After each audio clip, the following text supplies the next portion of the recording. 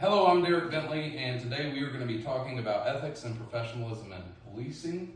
I think it's important that we examine both of these topics because it is vital for law enforcement officers throughout the country to conduct themselves in an ethical and professional manner.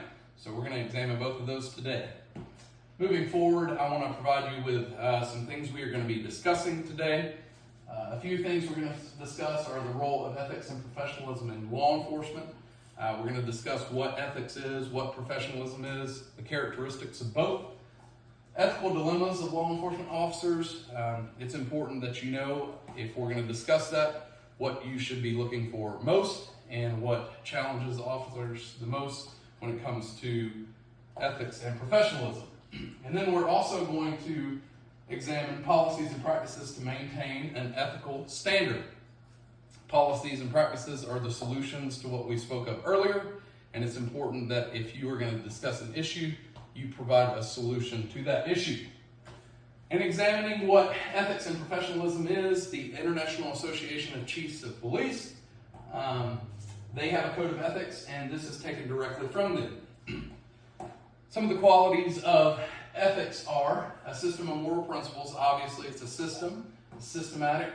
And then a few of the things, integrity are one of them. I like to refer to integrity as doing the right thing even when nobody is watching.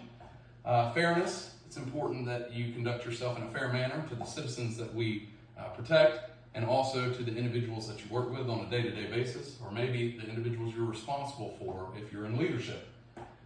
Respect for rights, obviously we need to know individuals' rights and how to treat them correctly, whether it comes on an employee basis or whether it comes on a citizen's basis. Transparency is one of those words that has developed recently within law enforcement, and it's important that we be transparent in all we do. Accountability and service to the public.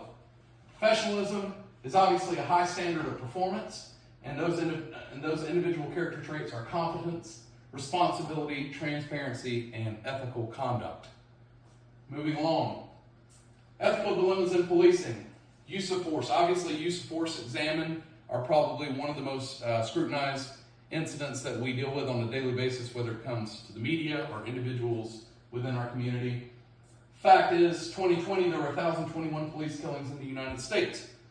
So with that many individuals who are killed at the hands of police, it's important that we be conducting ourselves in an ethical and professional standard.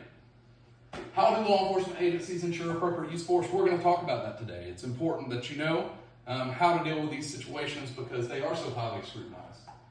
Corruption and misconduct. Corruption occurs when officers abuse their authority for personal gain. I listed a couple: bribery and theft. It's important that you know, if we are talking about ethics, you also got to talk about the backside of that and what challenges ethics, which is two of which are corruption and misconduct. Approximately 1,000 police officers were arrested for misconduct in 2018. That's hard to believe because I work with so many professionals on a daily basis, but I do understand that there's individuals in this field, often referred to as bad apples, that probably should be taken out of this field, whether it be through the discovery of corruption and misconduct and addressing those issues correctly, or whatever.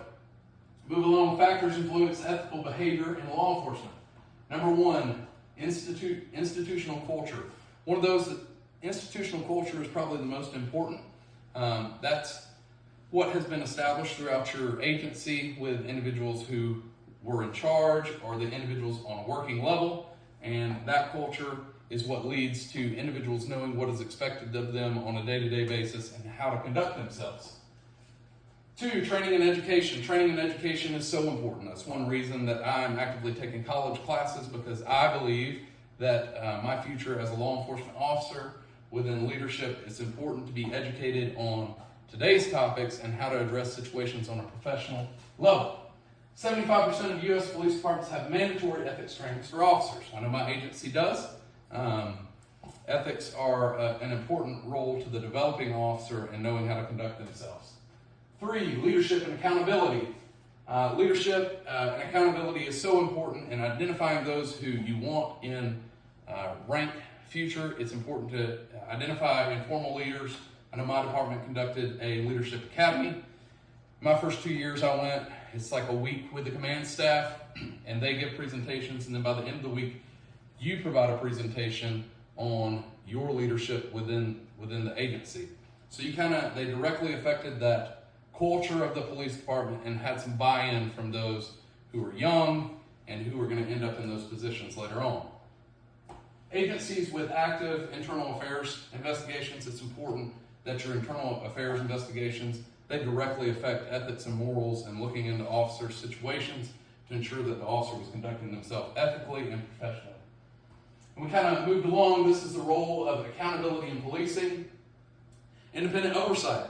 So one form of independent oversight is citizen review boards.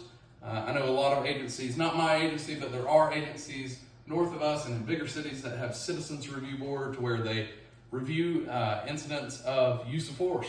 And citizens come in, they're able to look at the incident in totality, and that gives you some buy-in with your community, and also they get to see what's not just broadcasted on the news, which may be in a negative light. Body-worn cameras, that's something that has developed the profession of law enforcement, and it's so important that anytime we have complaints or allegations that we be able to review the body camera in totality and dispel any of that if the officer is in fact acting professionally. And then your internal affairs investigations. Internal affairs investigations should always be working to find the totality of the circumstances and if the officer is conducting themselves ethically and professionally to clear that officer's name of any false allegations. All right, moving along, the use of force and ethical challenges. Ethical concerns with the use of force, obviously determining how the use of force is justified. You should always have a systematic approach to this. We do with our direct line supervisors, sergeants, and lieutenants looking at it first, then it being forwarded to the training division, and then so on and so forth through your division commanders all the way to the chief. And they should all be able to sign off on that, make sure that the officer was acting just in his actions on the use of force. De-escalation ethics, that's one thing that the state of Georgia has brought in on state mandated training annually. That's one thing we take every year to make sure that we are provided with the knowledge of de-escalation. I like to refer to de-escalation as the old adage of you always get more with sugar than you get with salt.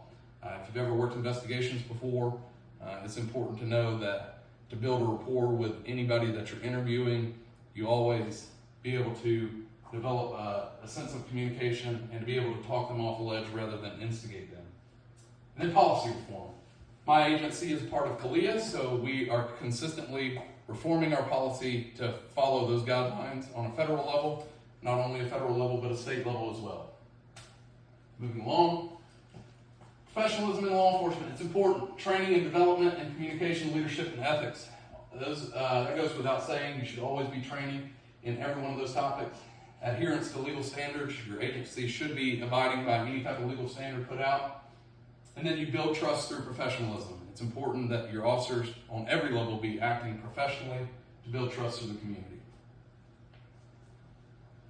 Ethical guidelines and codes of conduct. International Association of Chiefs of Police Code of Conduct they released essentially what we spoke about earlier, a set of guidelines on how officers should conduct themselves professionally and ethically.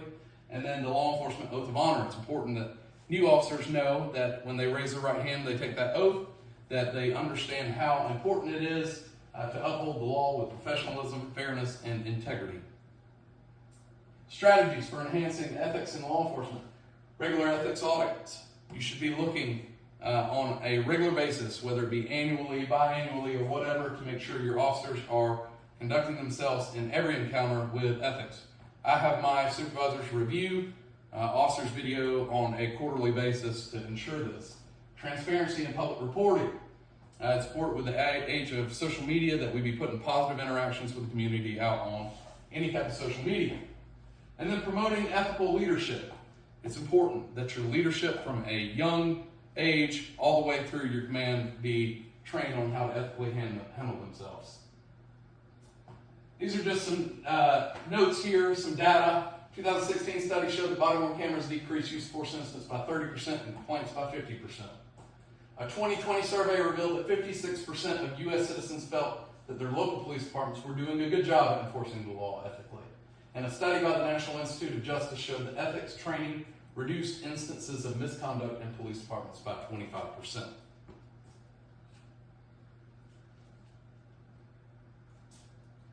So that will wrap it up. Thank you for attending this class today on ethics and professionalism.